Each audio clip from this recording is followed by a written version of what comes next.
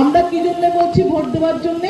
যে তোমাদের লক্ষ্মীর ভান্ডার দিয়েছি, কন্যাশ্রী দিচ্ছি, রূপশ্রী দিচ্ছি, যুবশ্রী দিচ্ছি, এগুলো তো আগামী দিনে দেওয়া যায়, আগামী দিনে এই কাজগুলো করে, তার জন্য ভোট দিন।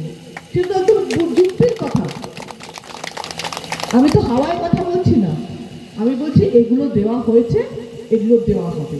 এর মধ্যে যুক্তিহীনতা নেই যে না দিদি আপনি তো শুধু তৃণমূলের প্রশংসা করে যাচ্ছেন। হ্যাঁ, এগুলো তো প্রশংসা নয়, এগুলো বাস্তবের কথা, কোনো স্বপ্নের গল্প বলছি না। দেব, কি মজা হচ্ছে, বিজেপি আসছে এসে বলছে এই লক্ষ্মীর ভান্ডার দিয়ে কি হয়, লক্ষ্মীর ভান্ডার কোনো কথা হলো, লোককে ইয়ে করছে, এই করছে, সেই করছে, নানা রকম বলেই বলছে ভোটটা আমাকে দাও, আমরা 1 টাকা হলে বাড়িয়ে দেবো,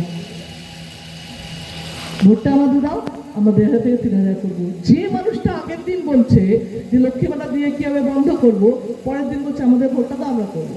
দেব দেয়া দেবো বুই, ওদের কোনো বিশ্বাস নেই। আমরা কি করেছি সেটাতে বিশ্বাস। আমাদের মমতা ব্যানার্জি দিয়েছে, দিচ্ছে, এবং দিয়েছে দিচ্ছে বলেই আমরা ভাবতে পারি দেব।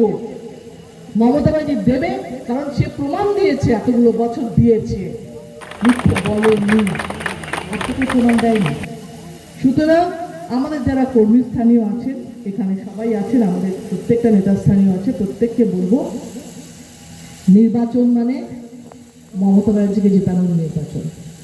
নির্বাচন মানে আপনিও যে ক্ষমতায় আছেন সেই ক্ষমতায় থাকার জন্য নির্বাচন। এরকম নয় যে কোনো অনেক কর্মীরা বলে আপনার জন্য আমি এত করলাম, আমার জন্য নয় ভাই। আমি যদি বলি উতু তোমার জন্য এত করলাম, তুতুর জন্য নয় ভাই, আমি তৃণমূলের জন্য করেছি, আমি মমতা ব্যানার্জির জন্য করেছি। এবং প্রত্যেকের ক্ষমতা, কারণ একটা কথা মনে রাখতে হবে যে আমরা দল থাকলে আমরা থাকবো, দল থাকলে আপনি ক্ষমতায় থাকবেন, দল থাকলে, কারণ কেউ কোনো মানুষ পৃথিবীতে নেই যে হেরে যেতে চায়।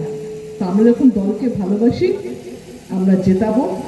এবং আপনাদের বলবো যে মমতা ব্যানার্জির সঙ্গে থাকলে লাভবান হবে।